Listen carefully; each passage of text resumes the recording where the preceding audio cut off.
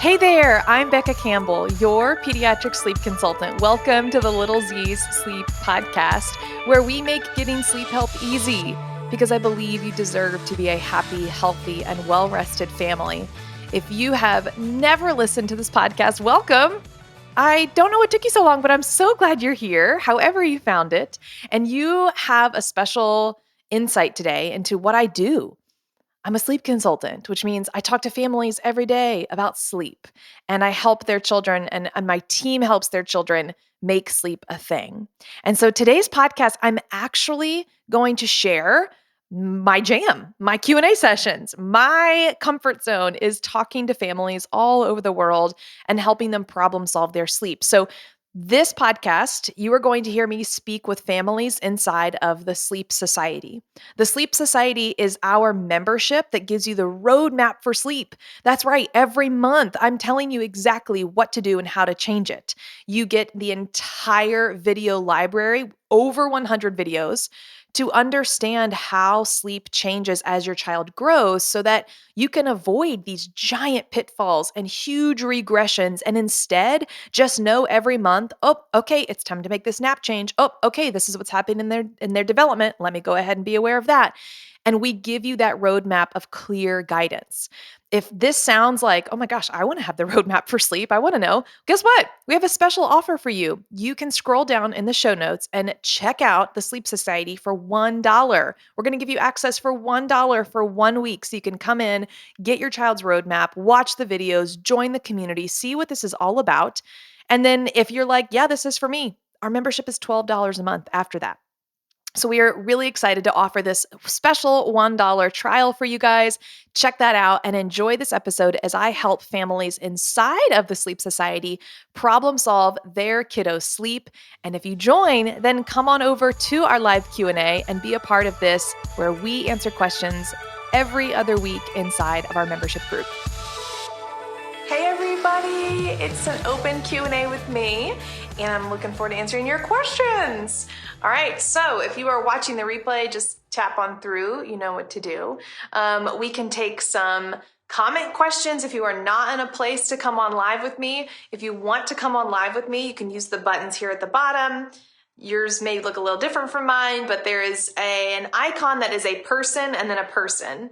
So like two people. So if you want to come live with me, just request to join live and I'll bring you on camera to answer your sleep questions. Or if you are not in a position to do that and you just want to comment your questions, you're welcome to do that. So yay, let's get going. Okay, so Asher is 21 months. He's been home with me 24/7 the past year, only napping in his crib. Perfect scenario. So I've been trying to get help from my mom and bringing him over there once a week, but he will not nap over there. Like, we try to do everything the same. He has a crib set up, like a whole space. She has garbage bags over the windows, but it's not as dark as at home. Their house is old, and it's like the door. I tried the sheet trick around the doors, and it's still like light coming in. So any magic? Yeah. So I would how often is this a new thing? He's going to be going over there some days, or obviously you're just trying to like. We're trying to get it to once a week for now, and like last week he didn't nap, so I went to pick him up. He slept for 30 minutes in the car, and then when we got home and out of the car, he had an hour-long meltdown. So I was like, this doesn't really help. Yeah. Like the whole point is to get a break, and then exactly, that's harder on yourself. When he comes home with this, it's like, oh my gosh. So I'm trying to stick with it because I know that it's going to take consistency and him getting used to it, but it's just like, in the meantime, it's yeah. So I mean, I would say a couple things. I don't know if I would in this situation, this is an ideal slumber pod situation. So I'd always say like, yeah, that's great if you have a friend, you could borrow it and try it. I think you're in New Orleans, correct? Yeah, I actually have one that I bought like a year ago and we've never used it because we haven't ever gone. Yeah, I know. I felt kind of bad because she like has the crib set up and everything, but I think, it might be worth. Yeah, I think so. And they're even working on a crib expansion pack. So if for now you end up, just doing the pack and that's great. And then eventually, if you wanted to use it on a crib, that's something coming. But okay, here's what I would do. I would use a slumber pod. I would use a pack and play, and I would try to see if we can do like a whole week of like every single day trying the crib. I don't know how convenient that is if she's, away from you guys. But do you think that I should go over there and get him used to it with me putting him down, or do you think it's better for her to? I would say both. Yes, maybe like over the weekend you could try doing it yourself to see if that helps, and if it helps, you do that and then bring her into the mix. This definitely is common, but I will also say that this is the hardest age for naps. 19 to 24 months are so hard for naps, but it's going to just be like persistent. Like, this is where we're napping. This is where we're napping. And like offering it consistently. So that's why I'm thinking once a week may be not enough for him. He may need like more than once a week just to kind of get it down. The slumber pod would probably be very helpful. And then, you could try to put him down as well and try doing that too. And then also I would make sure, where does she live a distance from you all, or? It's like 15-minute drive. I was going to say, sometimes I see kids like snoozing on the way to their location and then they refuse to. No, I bring him like right after breakfast, so he's definitely awake while he's on our way there. Okay. I guess our only, like, do we let him cry it out with checks? Like, he's literally like clawing at her when she goes in after 10 minutes, like trying to rip his sleep sack off, pointing at the door, like hysterical. Yeah. And part of me is wondering, like, I wonder, obviously, like, hey, I see it's sunny outside. Like, let's get up, let's play. That could be, so I'm thinking slumber pod, definitely. She could, let's say you or her do this. This is a really good instance where you could sit beside him until he falls asleep. And then he may need that. My oldest daughter is a little bit more sensitive. We were kind of just going with our typical, like, leave and check. But I think since it is the new scenario, it might, like, I'm totally okay with, being there and getting him used to it and giving him extra comfort till he's used to sleeping over there. So she works, she just takes off of work once a week to help, but I could even go over there with her not there and try to put him just for the consistency's sake, for sure. I think you might as well just try, and then it will probably need to continue to offer it. Like, I would do at least 4 to 5 days straight, just to like try to build that consistency. So how do we handle, like, if he's not napping? Do we just leave him there till he falls asleep, or do I do like a car? If he does not fall asleep, I would definitely try to do like an hour of, okay, like, let's try. You could, sit right beside him, see if he'll fall asleep. If he never falls asleep, he's still under 2 to where he would need some type of rest. So yes, I would say, like, okay, if emergency happens, then yes, car, stroller, something like that. But if that's like a new thing for him where he's like, nope, not napping, I'm going to go to the car, then we'll need to figure out what else is happening. But I would be set on a consistent effort for him. And then the combination of that and the slumber pod may be really helpful. Okay. Sounds good. Well, good luck. Keep us posted. Thank you. Good to see you guys. Have a good weekend. Yeah. Hi.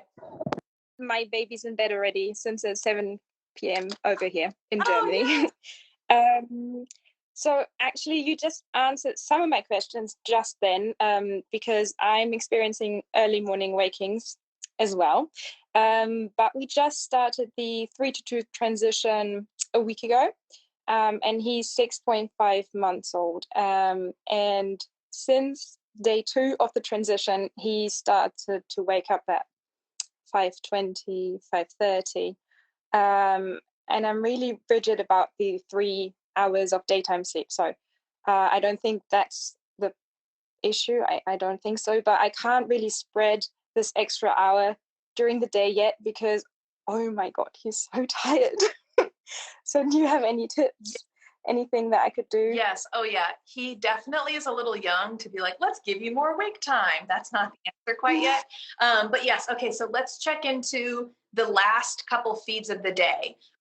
The second to last feed, and then the solids. I know it seems like all you do at the end of the day is feed the kid. So it's like, you got the second to last feed, you've got solids, and then you've got the bedtime feed. Can you tell me about the timings of all of those? Okay. So simply, well, he's going to bed around 6:30 at the moment. And because he has some allergies, we haven't actually started the solids for dinner time yet. So we are just doing bottles. So I try to get one feed after he wakes up from nap too, and then one bedtime feed. So he has a good amount of milk. Otherwise, he's just snacking and then. For sure. Okay, that sounds good because that's probably like a 3 to 3.5 hour gap. So that's plenty. 3 hours. So that's plenty. Okay, so then I would be looking at, you said the daytime naps you're obviously making the transition. So how many hours of sleep total is he getting right now during the day? 3. Okay, perfect. All right. And the last wake window is 3.5 hours? Wow, we're trying. It's 3:20. Maybe tonight it was 3:30. So yeah. Okay. Gotcha. Okay. So that's definitely, that would be the max that he could do right now. I would say, if you ever get to a day where the second nap is somehow just short and you're like, why did you wake up? Which can happen when you're making the 2-nap transition. If there is going to be more than 3.5 hours of wake time, then I would probably add a little cat nap in. Maybe if you can go for a walk or a baby carrier, if you can try to get like a little 15 minutes of sleep so that he could power through, because you're absolutely right. He cannot be awake longer than 3.5 hours. It's not going to happen right now. So you could try to do the cat nap, but so what time? You said bedtime is 6:30. Yeah, well, because he wakes up every morning in between 5:20 and 5:40. I can't push him longer than 6. He will scream the house down. So our day inevitably starts at 6. So the maximum I could do is 6:30. I tried a later bedtime with a third cat nap, but he just wakes up at the same time every morning. Yeah. So okay, and do you all will be having daylight savings in 2 weeks, right? Yes. Yeah. So it's like I'm checking through everything on my list, and let me know it. So in your area in Germany, do you all have like very solid blackout solutions? I know overseas a lot of you have amazing. I'm very jealous. I've seen you talking about the easy blackout solutions, and I'm just now we don't do that. I am so jealous. For everybody else watching, like, I'm sorry, but you guys, Europe has it under control. Like, you guys have these amazing solid blackout. I coach a lot of consultants internationally, and they're like, "Oh, we're fine. I don't need blackout solutions." I'm like, oh, so angry. But anyways, you have built-in blackout. You're good. So all that check sounds good to me. The interesting part is he is getting the totals. It's just not ideally at the great time. So my fallback here is going to be if we can push him to a later scheduled daylight savings, that could be good. I'm thinking through, the only other checks I would go through would be when he is up in the morning, making sure that we're waiting 10 minutes before he has his first bottle. I'm sure it's like, check, Becca, we're doing all of that. So that all sounds good to me. So the gaps then between the naps would be 2.5 hours and then down for nap 1. And then he's doing 3 hours down for nap 2. Okay. So we're all good there. Everything's checking out. Everything is checking out fine. And then the hard part is he is getting his totals.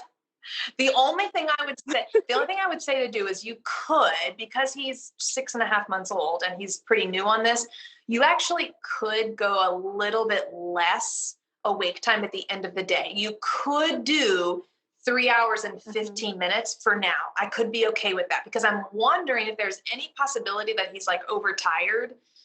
Is he falling asleep really fast? Under 10 minutes. I think today he took maybe 5. Okay. Yeah. 5 minutes. I would say just give it 1 week of doing this because it's going to change quickly. But tomorrow, just do 3 hours and 15 minutes of wake time instead of a full 3.5 because he is so little. I'm wondering if there's any connection, maybe is he overtired and maybe he's needing a little bit. You could try that. Now, if it backfires on you and he wakes up at 4:30, then do it again. So that's option 1 is do 3 hours and 15 minutes of wake time. Option 2, I would say, is when you guys do have daylight savings on the 28th, I believe, then we'll magically push it again. And we'll cross our fingers and toes that would happen. And then let me know if that didn't work. But that's where I would go from here with that. Okay. Thank you. Great. Okay. Well, y'all have a good night. Keep us posted.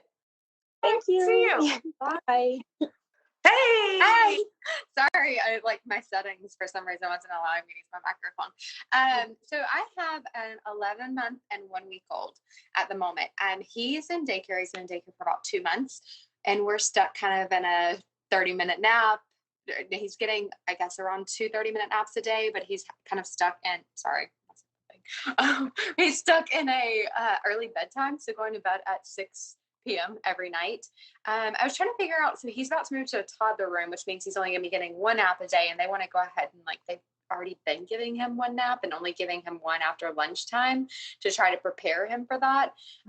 But he's still only napping 30 or 45 minutes, and we're stuck giving him a 4 or 6 o'clock bedtime, which he does pretty well with. He sleeps until about 6:30 in the morning, but I'm worried about him going to the classroom and only getting 1 nap a day. That's gonna be 30 or 45 minutes. So I'm not really sure what to do.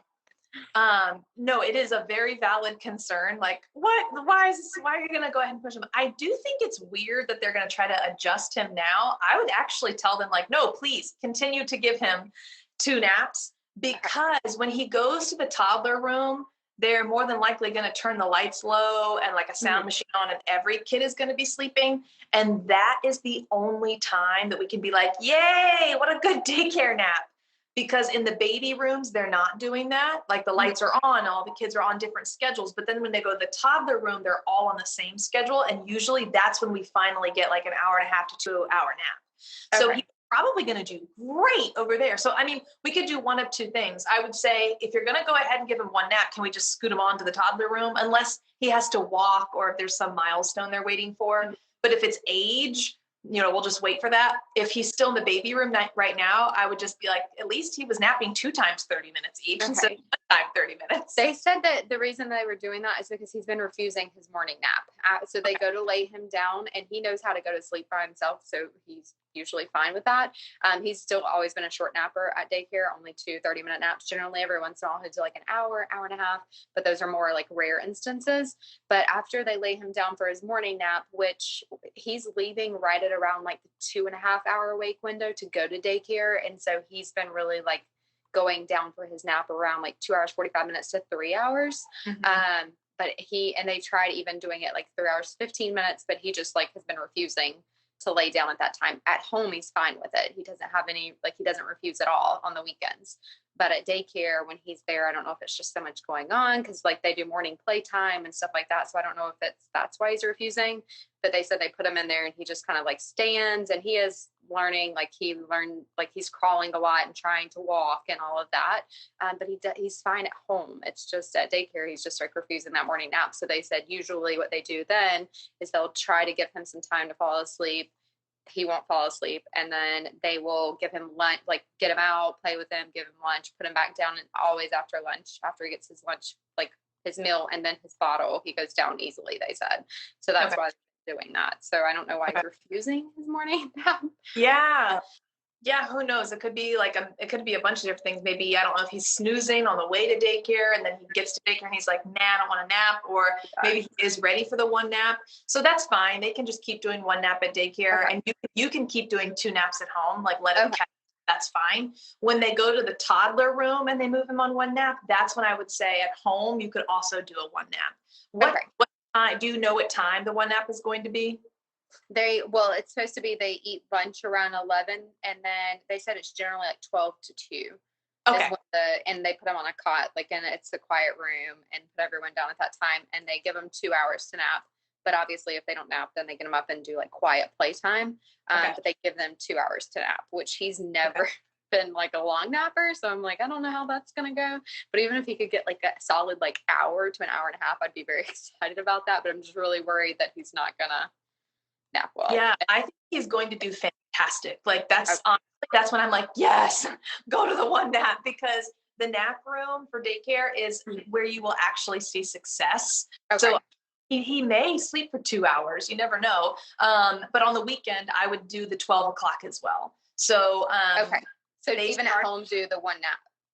Yeah, go ahead and start now. Yeah, well, I would say when daycare moves him to the 12 o'clock nap room, go ahead and start doing the 1 nap at home while he's still in the baby room and they're just like, well, he was refusing the first nap, so we'll just put him down. Like he probably still needs 2 right now. So keep doing your 2 naps. And then when they move him to the next room, that's when I would say, yeah, go ahead and do that time at home as well. Okay, perfect. Now, if he takes short naps, how do we handle that? Just continue giving him an early bedtime until he eventually works. Yes. The good thing though, with the 2, 3, 4, 5, 6. So the good thing here is that once we get on a 1 nap schedule, we're looking at 4.5 to at most 5 hours of wake time, probably 4.5 for a little while for him. Mm-hmm. So that means you actually could do a 6:30 bedtime if he is too, which he really might. And, if you'll go to my Instagram post from 2 days ago, I shared a daycare win from someone here in the Sleep Society. They were struggling with the 1 nap transition at daycare. And turns out they were like putting the kid down on the cot. I forget who it was. If you're here, tell me. But they were putting the kid down on the cot with shoes on, all not comfortable. So they were like, take your shoes off and let's have a pillow. And then boom, he started sleeping longer. So she shared a bunch of tips. So that's a good one to go check out. But he probably is so better in that 1 nap room. And then yes, early bedtime if he wakes up early. Okay. All right. Thank you. Yeah. Keep us posted. Good to see you. Thanks. Bye. Hi. How are you? Hi. Sorry, I'm at work, so excuse all of this. So my little girl is about to be 8 months old next week. We did all of the sleep training at 4.5 months. She's doing great with sleeping 11, 12 hours a night, but bedtime routine takes forever. It's like an hour. It used to be a little bit longer. She wants to play. She wants to not drink very fast. And so we're just trying to figure out how to shorten it because it's taking a really long time. And I feel like I'm constantly wrestling her. And I mean, we're on 2 naps. We've been on 2 naps for a really long time now. She's still a little inconsistent with her napping. Like sometimes she'll sleep 40 minutes. Sometimes she'll sleep an hour and a half. Sometimes she'll want to sleep 2 hours, like not wake up when we go to wake her up. So I don't know what we're doing wrong. We're following all the wake windows. We're doing bedtime routine to a T. We're giving her a bath, doing the feed, without her PJs on, like all that stuff. But she's just making it really hard to put her down within like 20, 30 minutes. And then even when it takes forever, she's taking sometimes like 30, 40 minutes to put herself to sleep. Yeah. Okay. Gotcha. Yeah. So, tell me about the second to last feed of the day, dinner time solids. When is all that happening? So when she wakes up from every nap, we give her 7 ounces. Before every nap, we give her 3 ounces. When she wakes up from her second nap, we give her 4 ounces. So that way before bedtime, she's like hungry.